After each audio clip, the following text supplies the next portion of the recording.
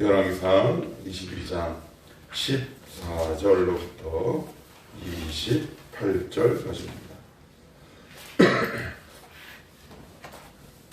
열왕기상 주보하고는 조금 차이가 있습니다. 어제부터 우리가 본문을 조금 축소해서 보기 때문에 범위가 좀 달라졌습니다. 열왕기상 22장 14절에서 28절입니다.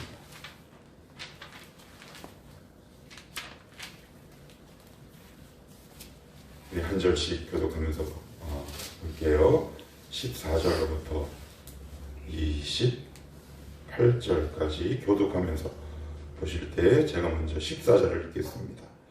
미가야가 이르되 여호와께서 살아계심을 두고 맹세하노니 여호와께서 내게 말씀하시는 것 곧 그것을 내가 말하리라 하고 이에 왕에게 이르니 왕이 그에게 이르되 미가야야 우리가 길르는 나봇으로 싸우러 가자. 또는 말이야 그가 왕께 이르되 올라가서 승리를 얻으소서.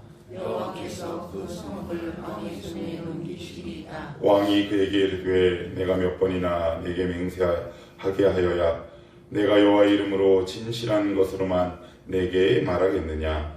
그가 이르되 내가 보니 온 이스라엘이 목차 없는 양같이 산에 흩어졌는데 여호와의 말씀이 우리에게 주인이 없으니 각각 평안히 자기의 집으로 돌아갈 것이니라 하셨나이다.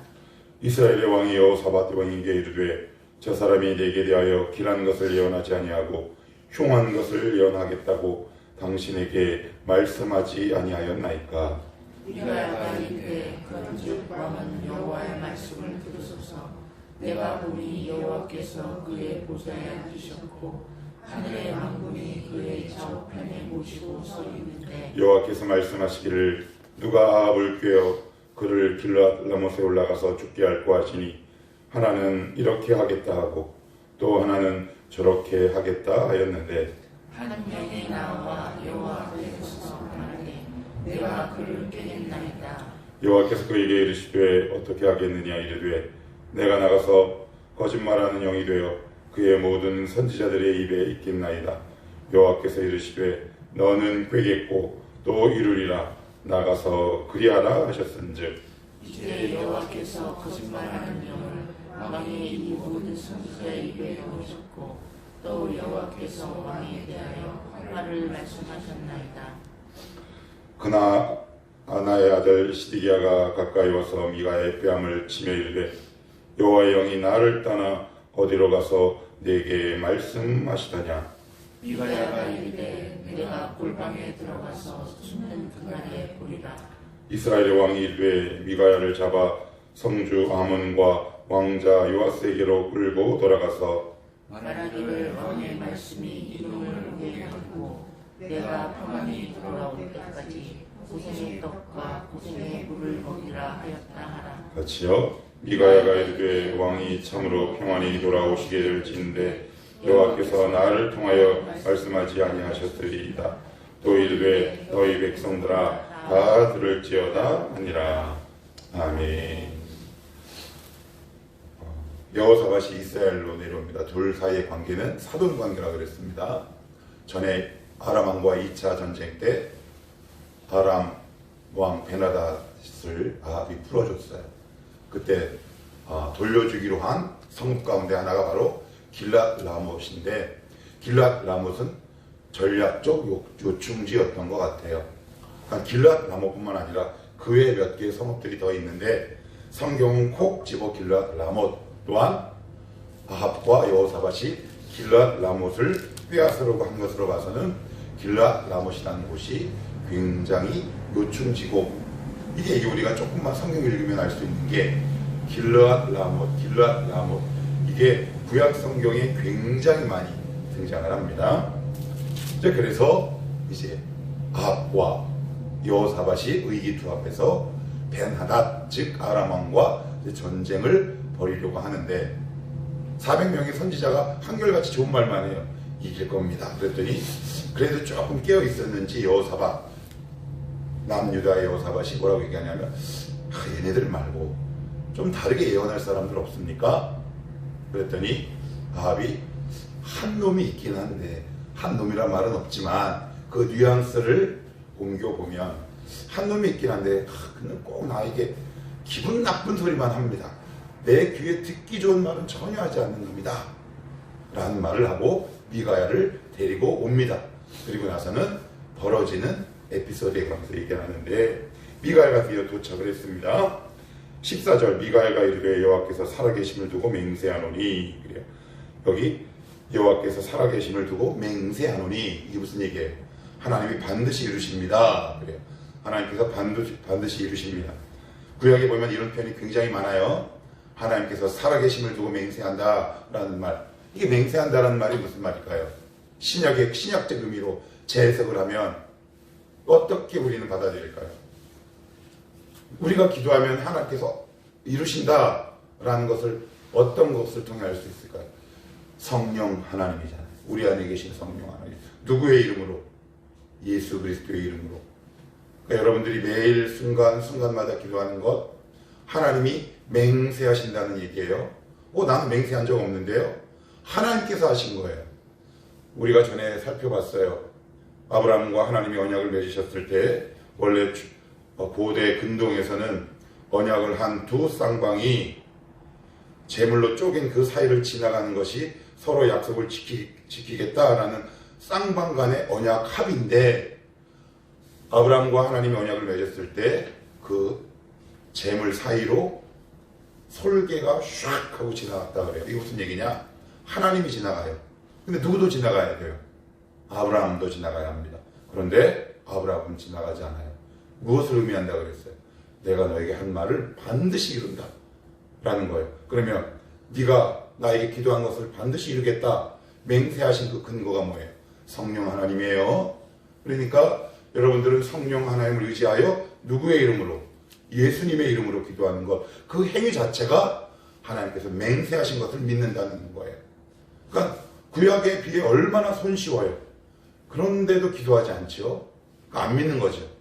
그러니까 맹세하다라는 말은 하나님 내 안에 성령 하나님의 역사하심을 감사합니다. 내 안에 성령 하나님의 임재하심을 감사합니다. 이 성령 하나님의 도우심을 받아 예수님의 이름으로 기도합니다. 이것이 바로 하나님이 우리에게 하신 맹세예요. 길르앗라못으로 싸우러 가랴. 그랬더니 자 15절 중간에 보시면 누가? 미가야가 올라가서 승리를 얻어서 여호와께서 그 성읍을 왕의 손에 넘기시리다. 그래서 한 주석을 봤더니 한 주석에 어떤 학자는 이 부분을 이렇게 해석해놨어요. 아마 왕 2명 있죠. 선지자 몇 명? 400명 있죠. 분위기에 압도돼서 순간 거짓말하는 것 아니냐? 아니에요. 하나님의 사람 미가야를 그렇게 쉽게 보시면 안 돼요. 이건 어떤 의미냐? 조롱한 거예요. 조롱. 그 수많은 400명의 선지자들 앞에서 조롱한 거라고요. 미가야가. 봐라. 이게 일종의 반어법 같은 거죠. 너희가 승리하겠냐? 왜요? 하나님께서 이렇게 말씀하셨는데 과연 승리하겠냐? 이 조롱거리로 말씀하신 거란 말이에요.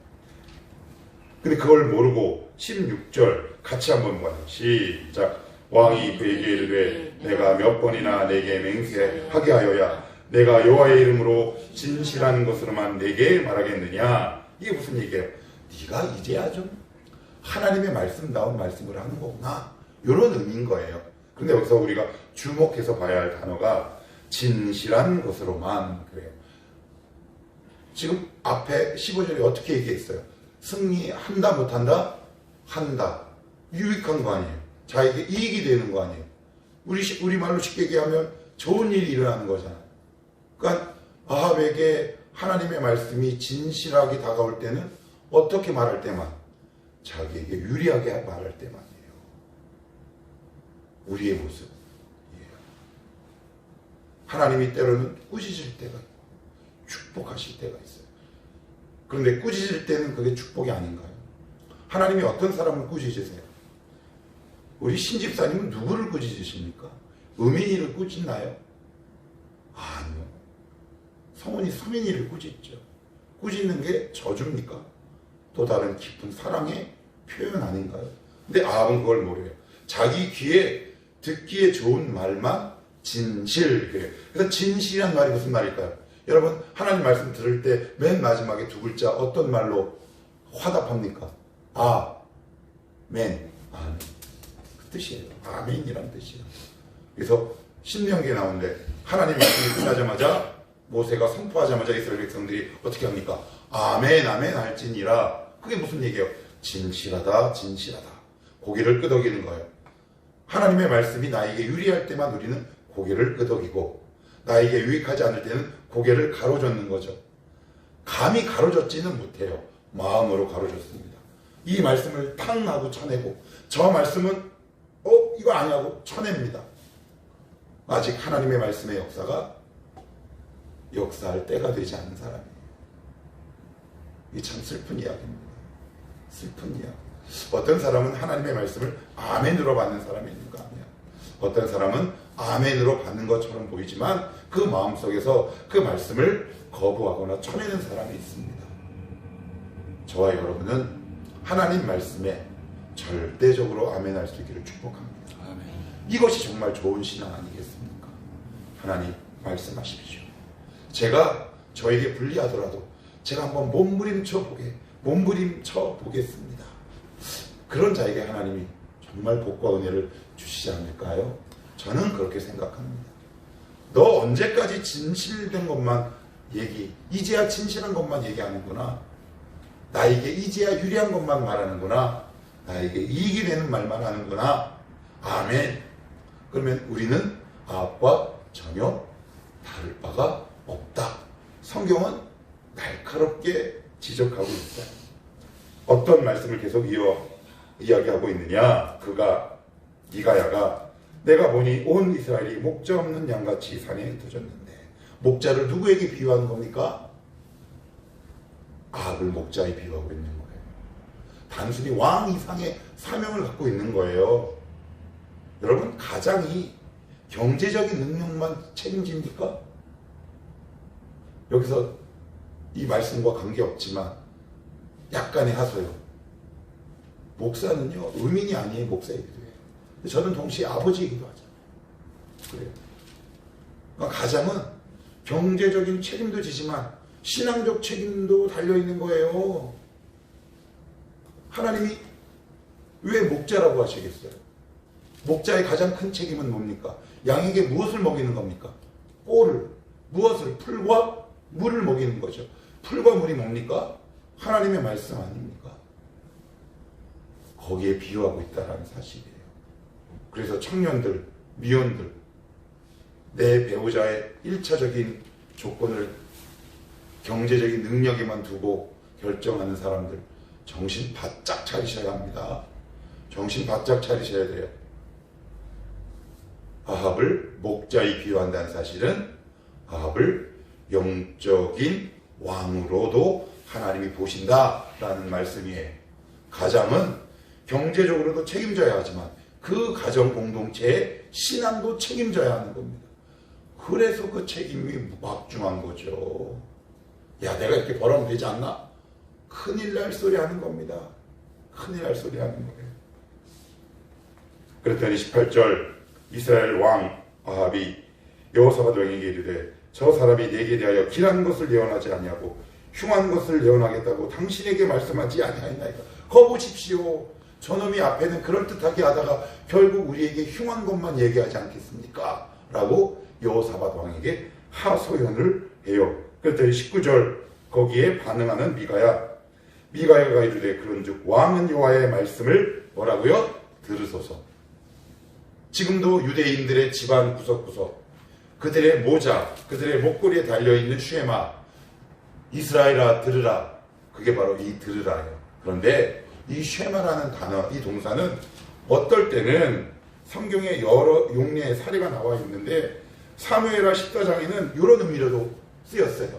분간하다, 분별하다. 또 다른 곳에는 순종하다 라는 의미로 쓰였다는 말이에요. 이게 무슨 말이에요?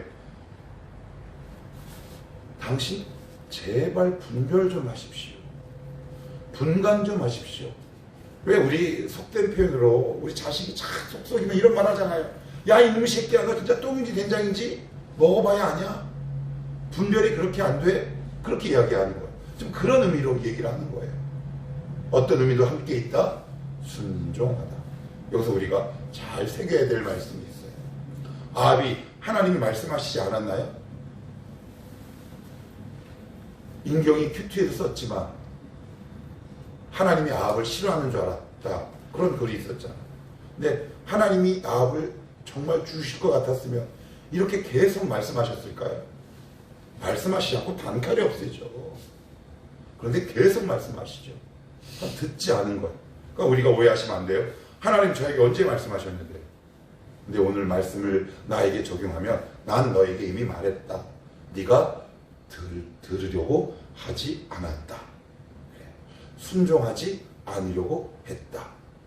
그러니까 우리는 변명의 여지가 없는 거예요. 하나님 저에게 안 들려주셨는데요? 아니에요. 이미 다 들려주셨어요. 순종할 마음으로 듣지 않은 거죠. 아합처럼 끊임없이 자기네 신앙적 기호에 따라 필터링을 한 거예요. 이 말씀은 이렇게 전한 겁니다. 저 말씀은 저렇게 전한 겁니다. 왜요? 그렇게 신앙을 배워왔거든요. 자기에게 유리한 것만 듣게 이미 내 신앙적 DNA가 그렇게 재해석되고 구조화되어 버린 거예요. 그러니 하나님의 말씀이 잘 귀에 들리지 않습니다. 왜요? 그렇게 듣도록 어릴 때 나도 모르게 그 신앙적 DNA로 내 신앙의 모습이 결성되었기 때문에 여러분 되게 두려운 말씀이에요. 이게 참 무서운 말씀이에요. 근데 어떤 사람은 어때요? 단 한마디에도 돌이킵니다. 그런데 어떤 사람은 끊임없이 이야기를 해도 하나님의 말씀을 듣지 못했다고 해요. 왜요? 듣는 훈련이 되어 있지 않아서 그래요. 정말 하나님 말씀하십시오. 제가 듣겠습니다 라고 말씀하시는데 어떤 부모가 그 자녀에게 말하지 않겠습니까? 상식적으로. 여러분 자녀 키워보시잖아요. 우리도 이제 앞으로 청년들도 키워보겠지만 이제 키워보시면 알아요. 안 듣습니다. 듣지 않지요. 근데 부모가 말을 안 했나요? 했습니다. 근데 들을 준비, 순종할 준비. 그래서 이 들으라 쉐마이라는 말은 무슨 뜻이다? 분별하다, 분간하다, 식별하다, 때로는 순종하다라는 의미로도 쓰였어요. 그러니까 무슨 얘기예요? 제발 좀 이제 내가 말하기도 지쳤습니다. 이제 하나님의 말씀에 귀를 기울이시고 순종하는 마음으로 하나님 말씀에 귀를 기울이십시오. 제발 똥인지 된장인지 분별하시오 라는 의미다. 이게 정확한 의미인 거죠. 오늘 어떻게 하나님의 음성을 들으시겠습니까? 우리가 예배드린 횟수가 몇 번입니까? 설교를 들은 게 몇 번일까요? 우리가 너무 잘 압니다. 20절 여호와께서 말씀하시기를 누가 아합을 꾀어 그를 길랏 라못에 올라가서 죽게 할까? 그러니까 이 부분들은 특별히 23절에 보시면 이제 여호와께서 거짓말하는 영을 왕의 이 모든 선지자의 입에 넣으셨고, 그러니까 이 말을 자칫 오해하면 하나님이 거짓을 사주한 것처럼 느껴져요. 그런데 이런 부분에 대해서, 이런 하나님의 성품에 대해서 루터와 칼빈은 굉장히 명철한 비유를 해요. 그의 책에 보면 이렇게 비유하고 있어요. 한여름날에 강아지가 길거리 가다가 죽었어. 죽으면 거기 뭐가 꼬여요? 구더기, 똥파리. 그러면 그 죽은 개의 사체에 구더기가 꼬인 것은 누구의 책임입니까? 죽은 개의 책임이죠. 예. 하나님이 갑자기 이러다가 어떤 영을, 거짓말하는 영을 확 보내는 것이 아닙니다. 이게 어떤 의미로 해석되냐면 하나님은 악조차도 당신의 통치권 아래 있다는 의미로 얘기합니다. 우리가 얼마나 이 말씀을 바르게 이해하면 시험들 문제가 아니라 감사하고 통복할 문제예요. 아, 하나님은 악한 영도 당신의 주권 가운데 다스릴 수 있구나. 생각해 보십시오. 하나님은 지고지순하셔서 악에게 어떤 영향력도 미칠 수 없다면 그런 하나님 무서워서 어떻게 믿겠습니까? 거짓말하는 용도 당신의 통치와 주권 가운데 있는 겁니다. 그런 의미로 이해하시라지. 하나님이 그러면 이 말씀이 우리에게 되게 불안해요. 갑자기 나에게 거짓말하는 걸 확 넣으면 어떡할까? 그것이 아니다. 이 거짓말하게 된 1차적인 책임은 400명의 거짓 선지자에게 있다. 제가 앞에서 예를 들었어요. 죽은 개가 그 개 사체 구데기와 파리가 꼬이면 그 책임은 누구에게 있나요? 거짓말하는 영이 들어온 게 누구의 책임입니까? 거짓말하는 선지자에게 있는 겁니다. 그는 늘 거짓말해 왔던 겁니다. 그래서 거짓말하는 역사가 그 신령 가운데 역사할 수 있도록 본인들이 터전이 되고 텃밭이 되어준 거예요. 디딤돌이 되어준 거다라고 이해하시면 좋을 것 같아요. 그랬더니 24절 시드기야, 어제 말씀드렸어요. 400명의 선지자 가운데 유독 시드기야만 이름이 거명된 걸로 봐서는 400명의 선지자 가운데 유력 인사일 확률이 높겠죠. 아마 우리식으로 얘기하면 초대형 교회 목사쯤 된다고 이해하셔도 크게 이상할 것은 아닙니다. 메인스트림이라는 얘기예요. 파워가 있었다는 얘기죠. 그가 어떻게 얘기하느냐, 24절로 보면 이렇게 얘기합니다. 그나 나의 아들 시드기야가 가까이 와서 미가의 뭐라고요? 뺨을 칩니다. 누가 누구의 뺨을 쳐야 합니까? 미가야가. 그런데 오히려 뺨을 맞습니다. 예, 원래 진리로 가는 자는 이렇습니다. 주님도 뺨을 맞았습니다. 침은 뱉음을 당하셨어요. 창에 찔림을 당하셨지요. 예, 그걸 그리스도인이라고 한답니다. 교회란 무엇인가 라는 책에 보시면 거기 고난받는 성도의 모습, 찰스 콜슨이라는 미국의 유명한 교도소 선교회를 만든 사람이 있습니다. 교회란 무엇인가 라는 책에 보면 한 성도의 스토리가 등장합니다. 성도는 보이지 않는 옆구리의 흔적을, 보이지 않는 침뱉음을, 보이지 않는 뺨맞음을 안고 살아가는 사람들이다. 이것을 성도라 하고 이 성도가 모여있는 공동체가 교회이다. 이런 교회가 강한 교회다. 여러분들이 알아서 잘 한번 그 의미를 곱씹어 봤으면 좋겠습니다. 이렇게 얘기합니다. 뺨을 치며 이르되, 그 다음 단어가 되게 씁쓸합니다. 여호와의 영이 나를 떠나. 그래요. 이게 무슨 말일까요? 자기에게만 하나님이 역사하신 줄 알았던 거예요. 하나님의 영을 소유로 생각하고 있었던 거죠. 근데 이 지금 진리를 말하는 이 미가의 말에 어떤 행동을 취하나요? 화를 내죠. 화를 냅니다. 악인의 특징이죠. 진리를 얘기할 때 화를 냅니다. 그런데 은혜 받는 사람의 특징은 뭔가요? 화를 내는 것이 아니라 고개를 숙이지. 예, 진리를 얘기할 때 고개를 숙이는데 이 미가야는 진실과 진리를 얘기할 때 화를 냅니다. 왜 우리 그런 경우 있잖아요.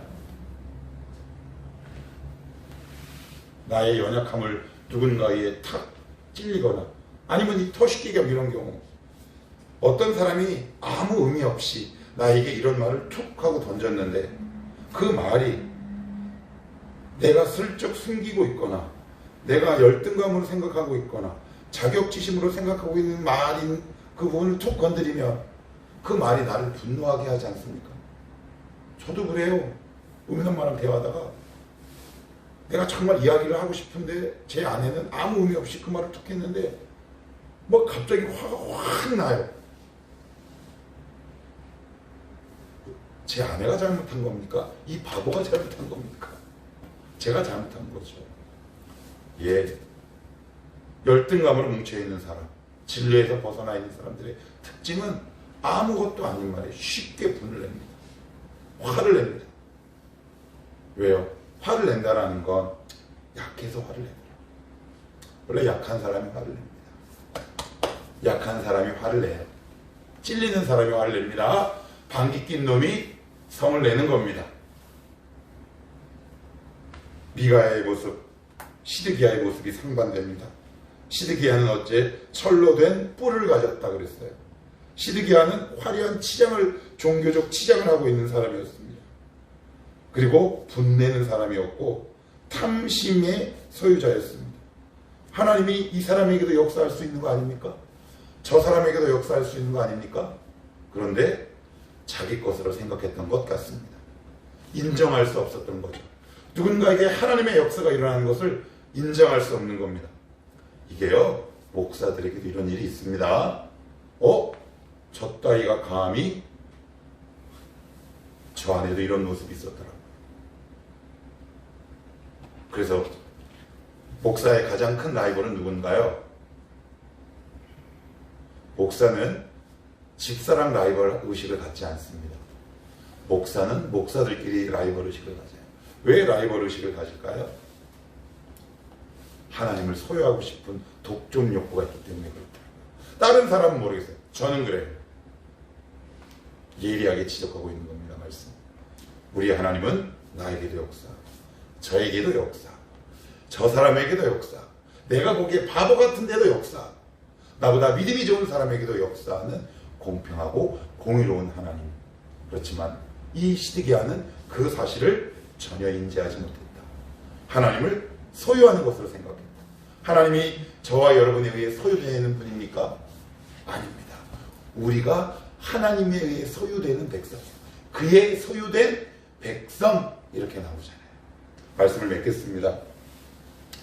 우리 모두 저부터 때로는 속상한 말씀, 날카롭게 지적하는 이 모든 하나님 말씀 앞에 우리 청아람 식구들이 아멘 할 수 있기를 바랍니다. 그 말씀은 우리를 치유할 겁니다. 우리를 은혜의 길로 인도하시겠지. 그 말씀을 따라 오늘도 한 걸음 한 걸음 믿음으로 걸어가며 사시는 복된 성도가 되시기를 축복합니다. 기도합시다.